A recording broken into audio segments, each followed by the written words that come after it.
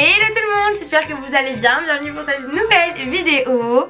Aujourd'hui on se retrouve puisque vous me l'avez demandé pour ma wishlist de luxe. Donc c'est parti, je vous ai fait récemment une wishlist d'idées de cadeaux à moins de 200 €. Profitez des périodes des fêtes de Noël pour vous proposer cette vidéo là.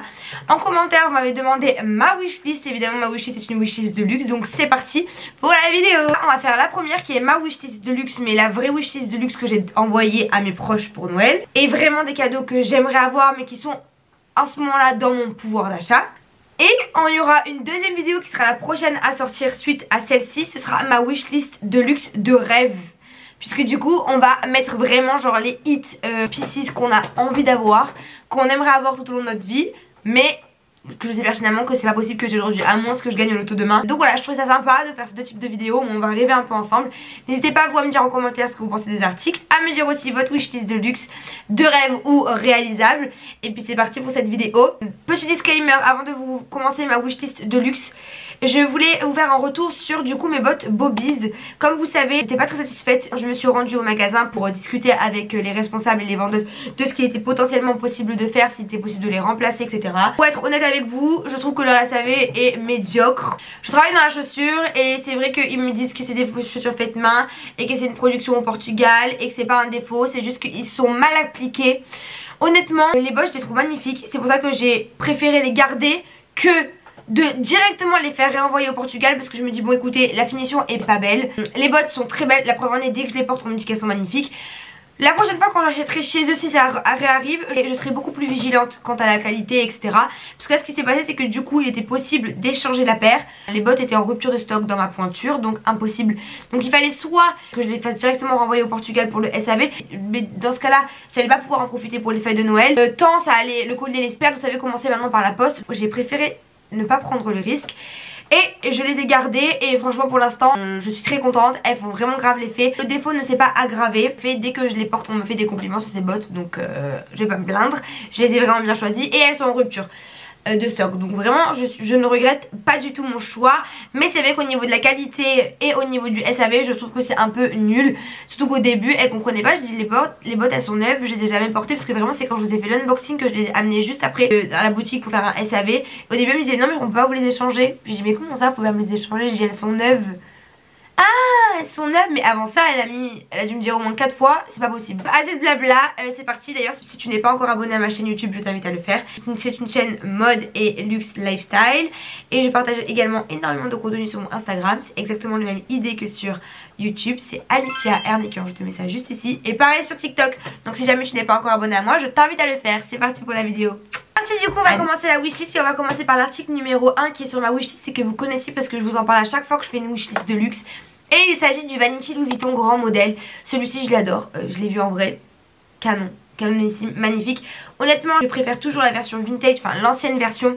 Le cuir c'était pas exactement ce cuir rosé poudré. Le prix on est sur 1000 et quelques euros. Vous savez quand on regarde les anciennes vidéos, quand j'ai commencé à faire des wishlists de luxe, l'article valait 600 €. Maintenant il en vaut 1000, ça c'est vraiment l'inflation. Le groupe LVMH, bon tant mieux pour eux, ils se portent super bien. Un peu moins pour nous parce que du coup on doit un peu plus travailler pour s'offrir des belles pièces.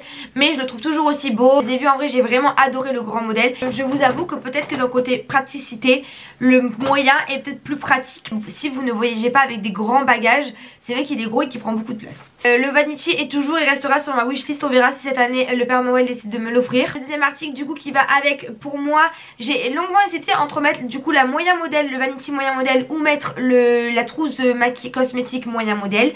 Le prix il me semble que c'est quasiment la même chose, à peut-être 20 ou 30 € près. Je vous mettrai de toute façon en premier le prix du Vanity moyen et en deuxième la cosmétique avec son prix. J'adore les deux, mais c'est vrai que je trouvais plus mignonne la pochette de maquillage cosmétique que le Vanity. Je me dis que quitte à avoir un Vanity, autant avoir la cosmétique et pas deux fois un Vanity plus grand et moyen modèle. Même si peut-être au niveau du stockage c'est plus simple, mais en réalité je pense que si on m'offre ces cadeaux là ou que j'ai l'occasion de me les offrir, je pense qu'en réalité c'est des trousses qu'on garde tous les jours et qu'on ne range jamais. Enfin moi je le vois comme ça. Donc ça c'est les deux premiers articles. Le troisième article sur ma wishlist de luxe, on est sur de la parfumerie. C'est le parfum Christian Dior dans les collections privées. Vous savez très bien qu'il y en a un qui est mon parfum que je porte tous les jours, que je ne vous donnerai pas le nom. Je crois que j'ai dit ça en vidéo concernant le parfum collection privée Christian Dior que je portais. J'ai reçu des commentaires, oui, et pour qui tu te prends? Bah alors déjà je me prends pour personne, c'est juste que je n'aime pas. Au-delà de recopier, je suis d'accord que mon métier c'est peut-être un peu d'influencer. Néanmoins, j'aime pas ces parfums, je le porte depuis que j'ai honnêtement 17 ans. J'en ai presque 25 dans un mois. Forcément je pense que vous pouvez comprendre que j'ai pas envie que la France entière se retrouve avec le même parfum que moi.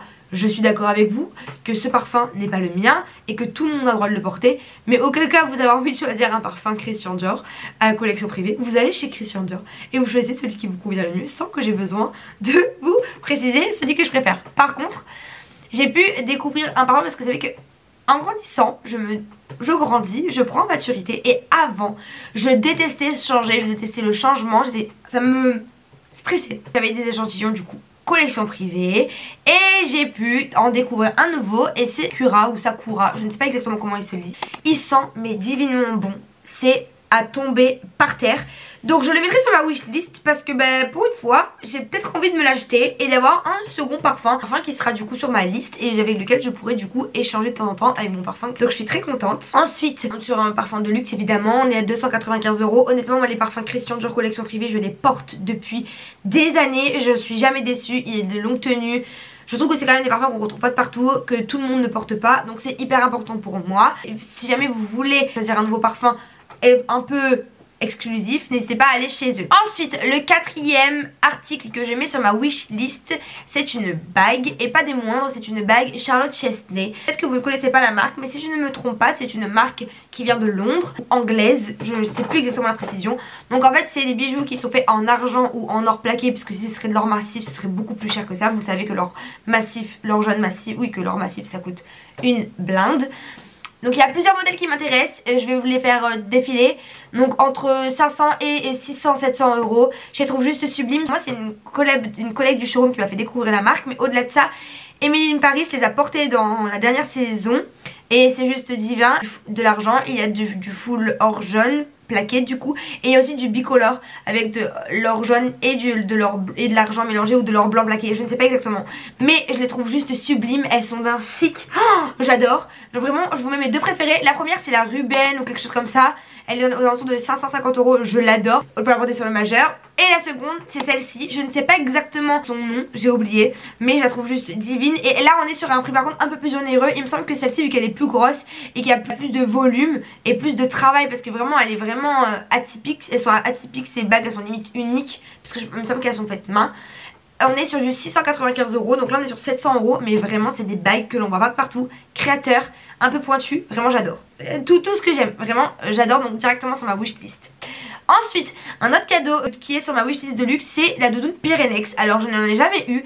Et dernièrement j'ai vu une femme passer dans la rue à Aix-en-Provence avec une super belle doudoune mi-longue avec de belles poches. J'ai trouvé juste sublime. On est sur un prix de 450 € il me semble. Mais je trouve vraiment qu'elle est dingue, vraiment divine. Je n'ai rien à dire. On est sur une matière mate. Le logo Pyrenex, je trouve qu'il est plutôt mignon. J'ai adoré. Ensuite, la deuxième veste que je vais avoir, c'est une parka Ralph Lauren. On est sur un prix, si je me trompe pas, de 440 €. Je vais vite checker ça. 445 €, donc c'est la veste militaire en serge de coton. Mon père l'a et je lui piquais. Et là j'ai vu qu'ils l'ont sorti pour la femme.